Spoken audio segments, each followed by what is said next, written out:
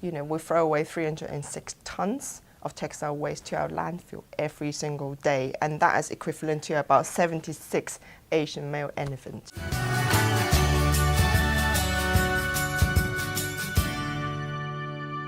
Hey Tribe, Stephanie Dixon here for Green is the New Black TV, your ultimate guide to conscious living in Asia.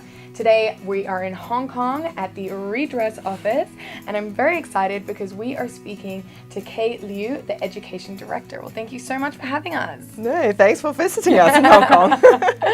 So tell us a little bit about your journey and how you ended up here at Redress. I was actually a textile designer for many years. I worked in the fashion industry. It was fun, it was very creative at the beginning. After a few years, you know, season after season, you pretty much do the, you know, more or less the same thing. So, but I had this opportunity to work in Nepal in the Women's Empowerment Project. You know, really it's the beginning of my journey in sustainability. And it's the first time I realized my skills, you know, it's got a purpose to it rather than just making something pretty. And I was there for 3 years. And when I went back to the UK after that, so I did a course in a master in ethical fashion. So I joined Redress afterwards, and you know, and I haven't stopped from then. And I'm not looking back into my, you know, my previous career. Life. Exactly. That's amazing. So before we get into an understanding what Redress is, let's talk a little bit about some of the stats about, you know, fashion and sustainability, and also looking at an Asian perspective. Sadly to tell you, you know, fashion industry is one of the most polluting industry in the world. And the reason is that because in every single stage in producing a garment, it's got the negative environmental impact. Let's say, give you an example of cotton. You know, to produce one t-shirt, it takes 10,000 to 20,000 liters of water. It just from growing the cotton, for example, to, you know, the last stage of production. And when it comes to us, consumers, you know, we play a major part, you know, how we wash our clothes, how we dry our clothes, how we care for our clothes, and how we dispose our clothes. Absolutely, and it's so scary when you hear the stats like that. I mean, 10,000 liters of water is probably what we would drink in a 10-year period. In Hong Kong, we really love shopping, you know, especially fashion.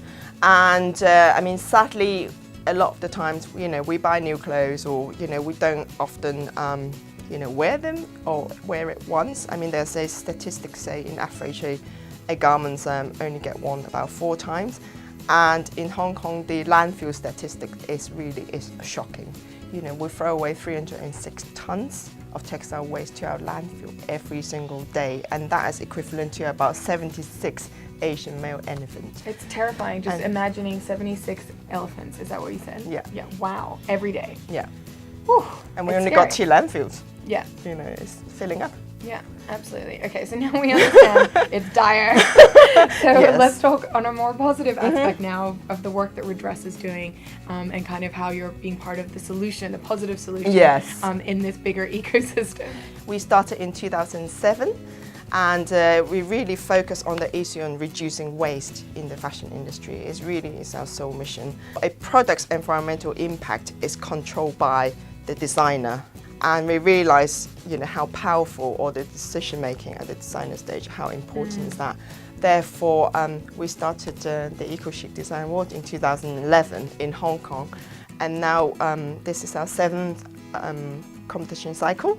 And you know, we reach students and designers with less than 3 years of experience in Asia, Europe, and the US, and we're absolutely proud of it. That's incredible. So talk us a little bit more about the eco-chic award. So what do you guys do, and what does it really represent now? Mission behind it is to educate designers and students. You know, it is really important for them to understand the decision they make in every single stage, you know, how they design, what sort of pattern they draw, you know, are they drawing a conventional pattern or are they drawing a zero waste pattern? We actually teach them practical skills on you know, design techniques that they can reduce waste, whether it's zero waste, upcycling or reconstruction. And also, like, it is really important for them to understand the fuller life cycle of the product, so they don't just focus on the design stage, but they also need to think about, you know, what is that material made of, who's producing it, and also, you know, how they tell the consumers how to wear the clothes. And also, like, for this competition cycle, we started to work with educators,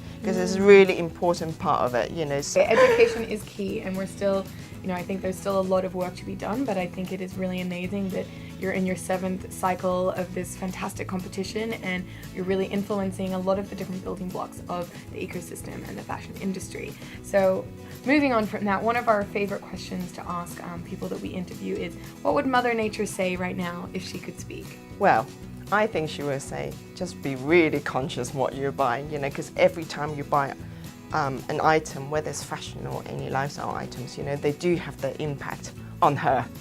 So yeah, vote with your wallet. Vote with your wallet. I think that's fantastic. So what are a couple of other things that we as individuals could do to be more sustainable with our fashion choices? I think it's very important to actually look at what we have already, you know, and just be creative, because really ultimately fashion is fun, you know. So think of DIYing, you know, think of restyling, and think of completely rework some of the clothes that you have, you know. Maybe it's stained, but actually you can look up online, and you know, it's really easy to find some stain removal, well, you know, in a natural way. So and just, yeah, really treasure what you have. Absolutely. Yeah. Well, thank you so much, Kay, for sharing all that amazing insights and about all the wonderful work that you're doing. And thank you for watching. I hope that you learned something today so you can live more consciously tomorrow.